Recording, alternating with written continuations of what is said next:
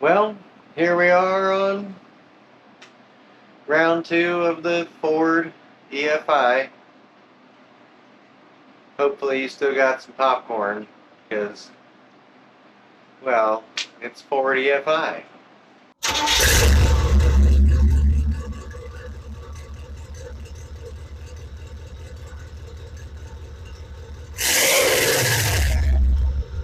Well, here we go, and I did a little pre-stuff. I got the air cleaner breather box cover off, and I went around and pulled all my vacuum lines and sensors. It's not much. Don't get overwhelmed. And let's see, I got everything disconnected from the intake, and I loosened the screws up here because there's 2 intake bolts up here you got to get to. I did a little prep, you know, a little bit of working, just to make it a little bit quicker. See, now we'll fancy that up. And I had to get the whole intake kit, even though I just need the upper plenum. They didn't have it, so I just bought the whole kit. And I'll have a 302 intake gasket set for later on, but we're just going to take the upper plenum off and address all this over here and clean it up. And maybe the last, oh, I just kicked you. The last 2 sensors are on it, so we got to solve it here. So let's just take her loose.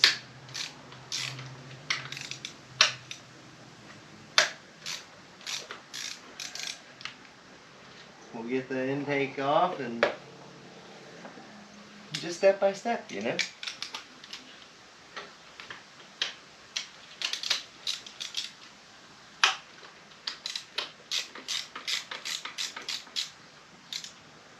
That one I gotta get from the other side. This one I can get from right here.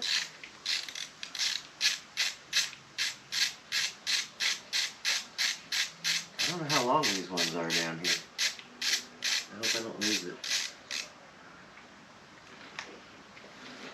Don't let me lose it. That's all I'm saying. Okay. Mark this one down as this side over here. Oh, that one's loose, and this one's super long. There's no mixing this one up, right?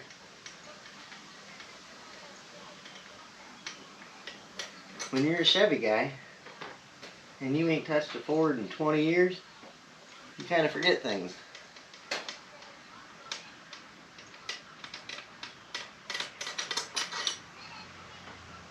Oh, what I do remember though is these were a pain in the butt. And this is what I kind of started working on when I started mechanicking. That's like right in the mechanicking year range for me when I learned it. And I learned it because I wanted to mechanic, and the real mechanics, well, they got tired of the Ford Onboard Diagnostic 1. Woo! They were learning. I mean, I give them a pass. They were learning. Everybody. Oh, I think of all the early fuel injection, the Chevrolet TBI is probably the most reliable. I wouldn't say the most efficient, but it's definitely the most reliable. And easiest to diagnose. I know there's Ford guys that are like, no, this is easy too. Maybe, but it's foreign. And like, for example, when the EGR, when it triggers an EGR code, it could be the EGR not moving, it could be this sensor not reading, or it could be the solenoid not feeding it vacuum. And that's one code, and now you gotta know the system. It gets to be tricky. Probably shouldn't have pushed on that. You gotta come around and get one more off the back over here. That's a stud. Cock their intake over. Maybe it cocked itself over. That would be weird. Let's get this last one out down here. Now maybe it'll come out. Yeah. Oh, it'll at least come up. Maybe not out. We still got more stuff. What's that? going to our mouth, and that's got to go back down to the air pump technically. Okay, that's coming with us. It's out. Ta-da! Let me get it out of here, and we'll get down in here and inspect this a little bit. See if we can remember how to put this back together when we do. Well, now that we got the intake off, I got in here and plugged all the runners with paper towels and cleaned this gasket off. You know, best I could. It's not perfect, but it's much better than it was. And I'm gonna take some air and blow down these channels here. There's a bunch of leaves and stuff up in here, and I don't want it to catch fire, so we'll blow that out. Everything else looks pretty good. I did do a jerry rig here with these vacuum lines. They're kind of brittle, and I don't know where you get them from, but they're hard plastic and they keep snapping everywhere, so I just keep jamming them inside of some rubber line in hopes that we can hold it together. It goes to the firewall there. Guess there's a plug on there, better nipple. But either way, I think that's something to do with the vents and I don't know, high, low. It's hooked to a heater line, so it's something to do with heat. Everything else looks pretty good. That's cleaned. I got the intake out and scrubbed it down.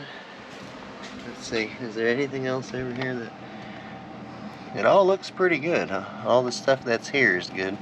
I got the vacuum line on the intake that's got to be changed out. And, you know, inspecting everything, it looks pretty standard. I don't see any malfunction, so. Alright, let's get in here with a little bit of air.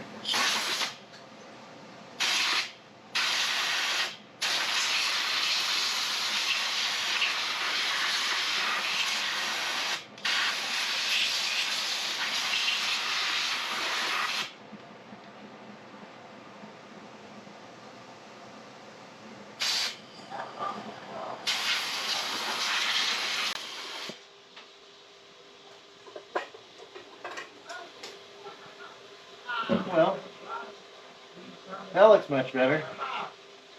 I don't know. I mean, the leaves are gone. I don't know if they went down to the bell housing or... There's a lot of wires in here. But it's much cleaner than it was. Alright. So, I'm going to get my flashlight and do one more double check. And then we're getting the intake in here. Coming in hot. Fresh new intake. Set it here. Look at that. Fresh new intake. Scrub this. Scrub.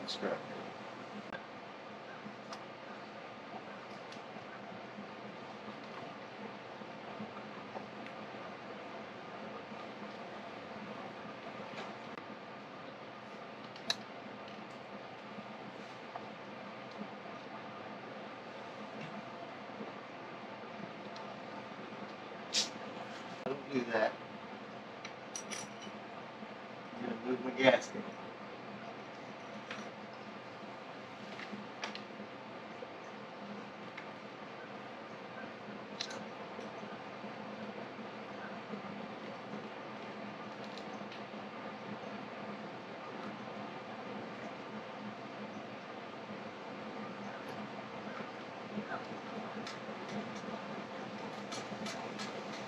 So, I went ahead and replaced the idle air control. And I don't know if you can see in there or not, but it's got a lot of carbon buildup, and there's oil in there on the side where the motor is, almost like some type of gear oil coming out. And we had a code saying it wouldn't work. So, even if it works intermittently, we just went ahead and replaced it. And then the EGR valve, and I figured I would test it, but what happened is that this plunger was absolutely stuck. I couldn't push it down with my finger at all. And I tried, and then finally I took it on the ground and bammed it on the ground, and the plunger broke free. But if you sit here and plunge on it, it sticks. See that? So I don't want to take a chance. have it sticking again. We're already there. I just swapped it out. So, both of those, no good. Now, let me see if I got a light I can kick on so y'all can see in here. Now, we got the brand new EGR, brand new IAC. I got all the stuff hooked back up, you know, all the gadgets and vacuum dizzles and all that stuff. And then, and I painted this. I mean, it looks like I just scrubbed it clean, but I lied, guys. I painted it. And I went ahead and painted the cover on here too, and we'll show you that on the end.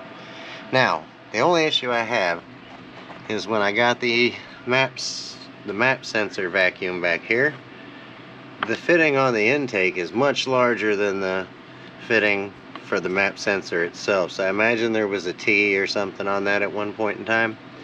So I need to find an elbow adapter barb or something to hook those two together, and my map will be hooked up. And I ran the other vacuum back down to the vacuum pump down here, but who knows if that'll work. We'll see. If it causes a problem, we'll cap that vacuum and be done with the air pump. But you know, we're gonna give it a college try. I think I got all the vacuum lines hooked back up and repaired, I think. So that's where we're at. I gotta go find that barb, which I think I have, and I think everything is hooked back up. I hooked that up, put it on the cover, and give it a test fire. And oh, fingers crossed. I'm tired of messing with the EFI Lincoln. Come on, help me out. I think if it still doesn't run right, I'm gonna double check the timing, because I feel like it's retarded. And I don't know, I mean, it's kind of clocked pretty close, but you know, we'll double check it just to be sure. I missed a bracket somewhere. That was the bracket that hung. See, I knew I missed something. The two bolts back there held that bracket that holds my solenoids. Maybe I gotta back myself up and undo those bolts and put that piece back on now. Okay, let me get that and then we'll circle back around. Alright, it's all back together. I'm gonna leave the breather off for now, and we're gonna test fire it. Fingers crossed.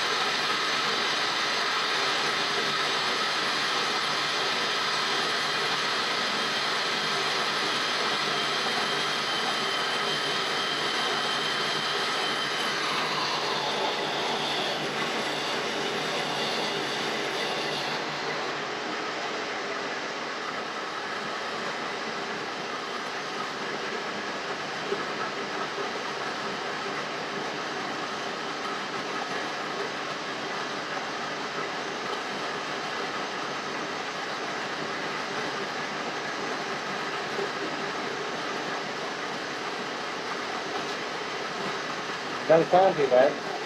It didn't do a whole lot of surging, but it did a little.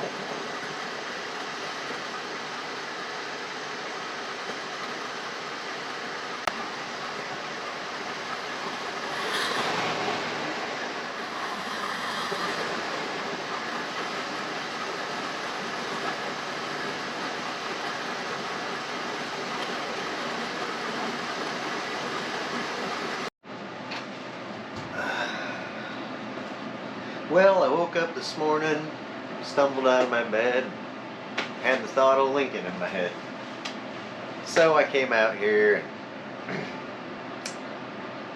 well, I checked the timing. And wouldn't you know, it was 15 degrees retarded. Kind of like me, right? Because I probably should have checked that first, but hey, I checked sensors, and the sensors were no good, and we went roundy round. And let's just say we checked the timing first, well, we would have got it to run a little better, but we still would have had a bunch of hiccups and misses with all the sensors that were no good.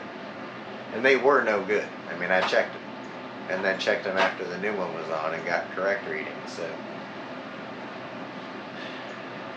I don't know. I'm positive now that when I start this car, it's going to start and run good, and it's going to have all the powers that you need to do whatever you're going to do in a Lincoln Town Car. Get groceries. I'm going to do executive things because I'm the executive of Backyard Cars, so I should have an executive cruiser. You know, something to take the fellas out to the steak dinner. Shareholder. There is no shareholders. Just me. Okay. Well, let's fire it up.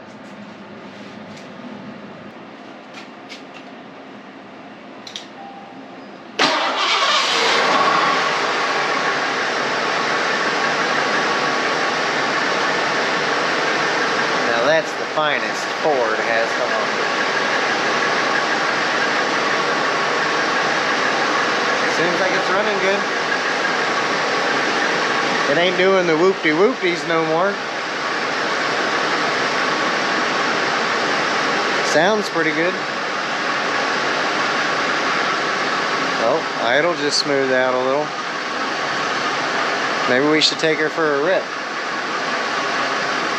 It's still got a little bit of a stumble, but I think that's like dirty injectors, things like that. We're gonna give her the seafoamage.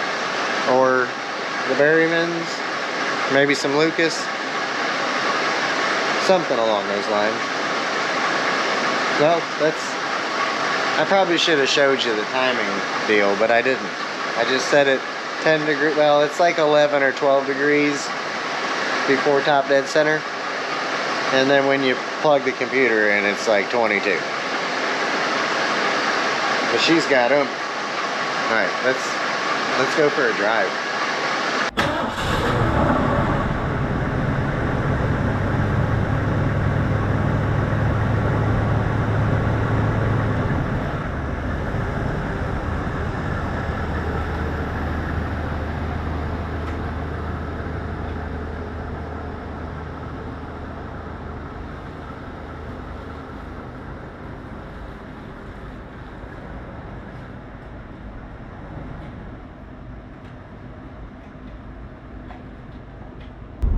We got all our power now.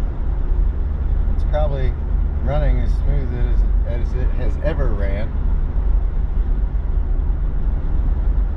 And congratulations, we have repaired the Ford EFI. And, you know, saved this car. You know, pretty jazzy. It needs some shocks, I'll tell you that. But it's running and driving. Needs some tires. They're kind of square. And I gotta check on the brakes still, because, well, they'll suffice for now, but they're a little sticky in the rear when you let the car sit a little bit. So, I'm putting through the neighborhood right now, and then we're gonna go get it out on the street. Get a little yah-yah in it.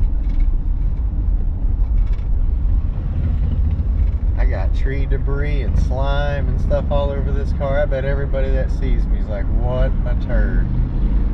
But I'm okay with that. This car hasn't been on the streets in a decade, you know? I mean, legally. And after sitting under that oak tree for so long, well, I would have wrote off the EFI.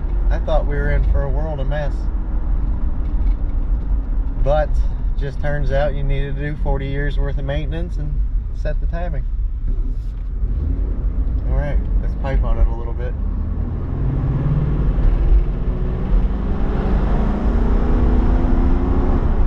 Oh yeah, it just goes. She just goes.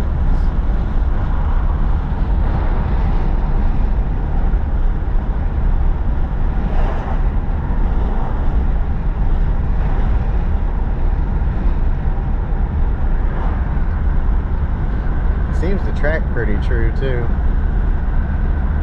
Oh, I said that. Now it wants to make the right with the road.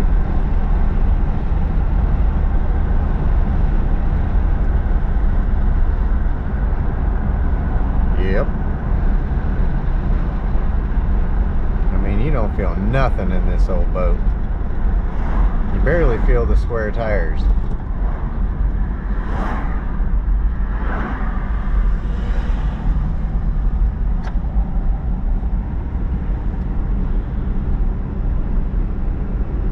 I don't know if you can even see the inside of the car. The sun is bright outside.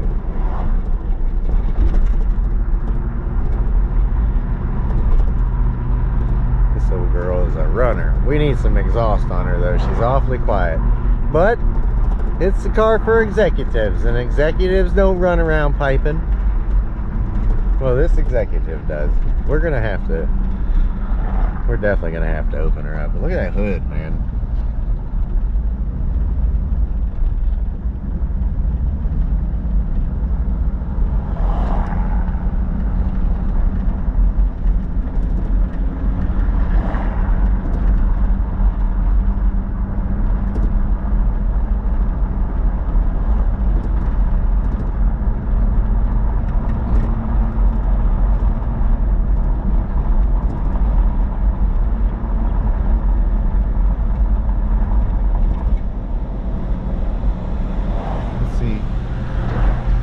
See if I can't just jam you down in the middle here and you can ride along.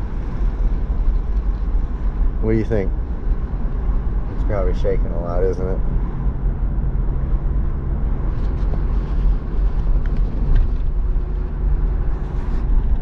That ought to give a pretty decent view, right?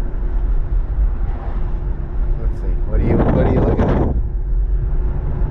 at? Can you see out there?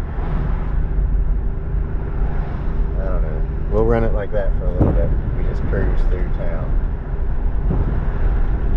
I'm sure she'll run good at 55, but the tires are kind of square, like I said. I don't want them coming apart on me, so we're going to stick to the back roads. I think I'm going to stop by the O part store, get a fuel filter, and stuff to do an oil change.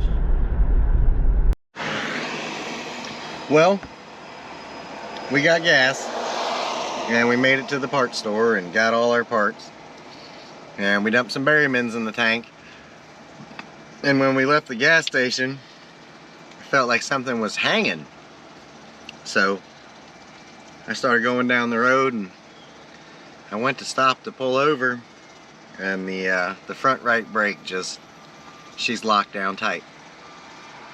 I tried to take off again and it was all I could do to just move it out of the way.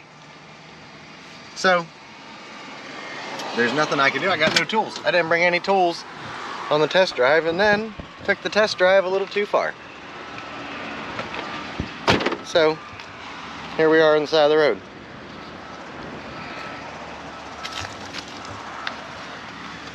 Oh, that is hot. Like a ninja. You can hear it crinkling on it. Great. That's awfully tight. That one feels good. There's a lot of heat coming off that front. That one feels good. And that one feels good. Great. I don't know what going under here is gonna do. I don't think you can see the brake lines from up here. Nope. So there's no sense in even opening that. We gotta get in there, and I guess the only thing I can do right now is let it cool down, so we don't catch a fiery blaze.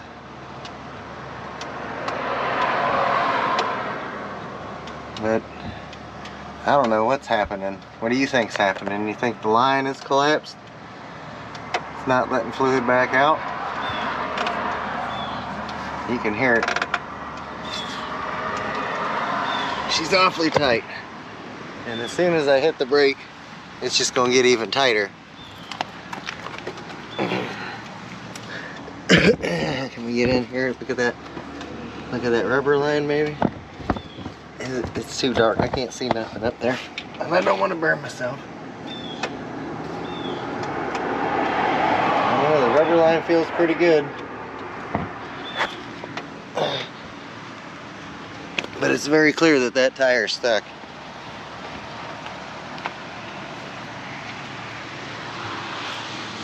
So, we're just going to let it sit for a minute and cool down. I wish I had something to pour on it. If I had some water or something I could pour on there, help it cool down a little quicker. Alright.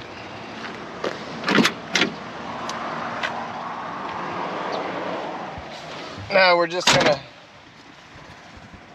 sit and play the waiting game. So we'll see when I can shake it again. And then we're gonna make a mad dash for the house. Well, we're back on the road. It cooled down enough that it released, and we're cruising, and I'm using the emergency brake. The good thing that works, and the handle over there to stop me. And we're gonna limp it home, and then we'll do some brakes and wash it. Probably not on this episode. Probably not on this episode, but we saved it. I mean, it's on the road again. You see us driving, and it just needs a caliper. Caliper and maybe the brake hose. You know? I don't know. Trying not to hit the brakes, so I gotta get in here with the e-brake. Try not to slide the rear end of the car. Applying breakage, applying breakage. We're applying the breakage. Uh-oh. They got hot back there, I guess.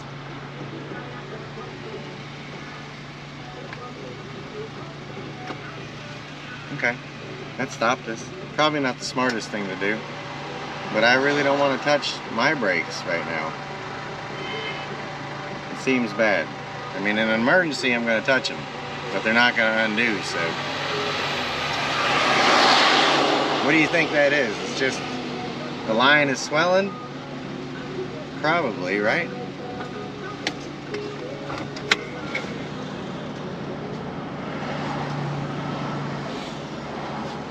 I don't know.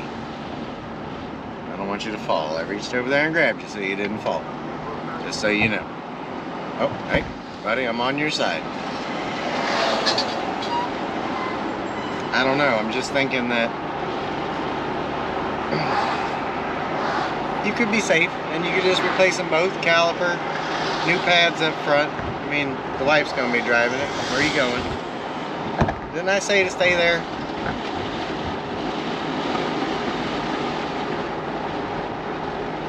You know what I'm saying? The wife's gonna be driving it, so we should probably just go ahead and put some new, what are you doing? Put some new pads on both the front, one new caliper, probably do two, and hoses. No? I don't know. I like the car though, I'll tell you that. I'm not a big fan of Ford Lincoln Mercury, but I like this car. It's a cruiser. Gotta apply a little brake here so I can make my turn. Hey, don't fall on me. Don't fall. Okay?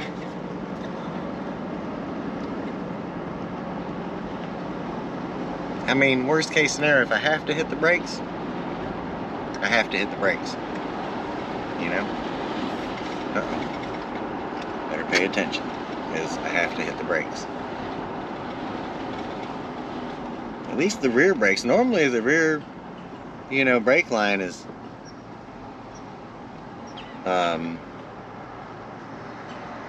the line is froze. Oh, I'm never pulling out of here. I can't even see with this boat.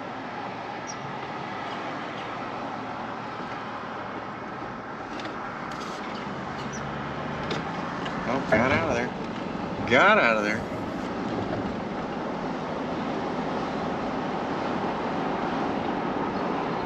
I think we're gonna make it back home.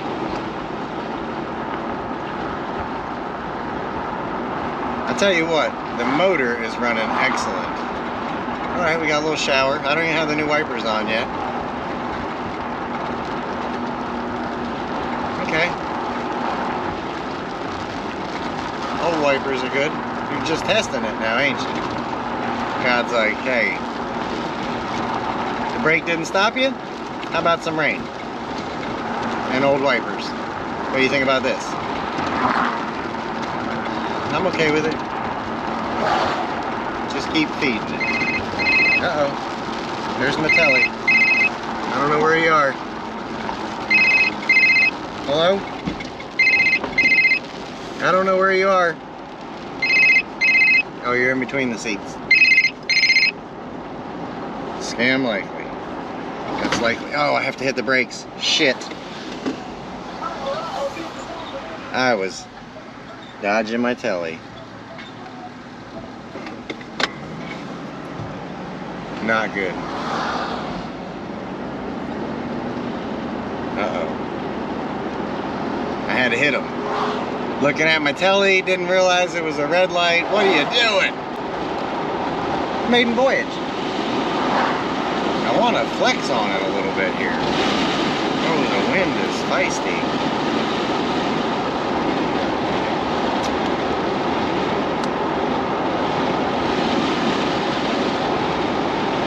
You know what I mean? Kind of cleaning it out a little bit. She's been running rough.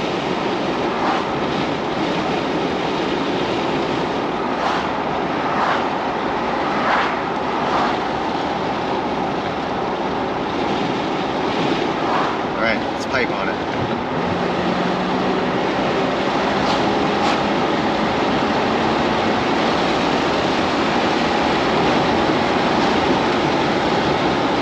She's a runner.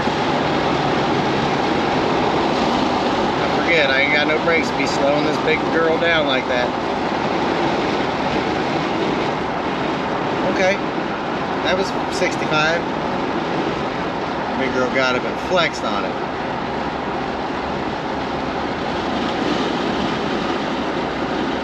Pretty decent. Feel a little bit of heat coming under there, like vent or something. Might have to check that out. We might have floor vents somewhere I gotta deal with.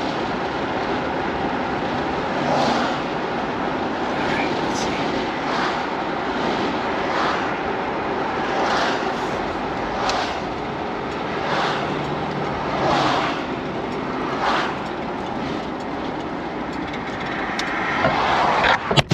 Bye.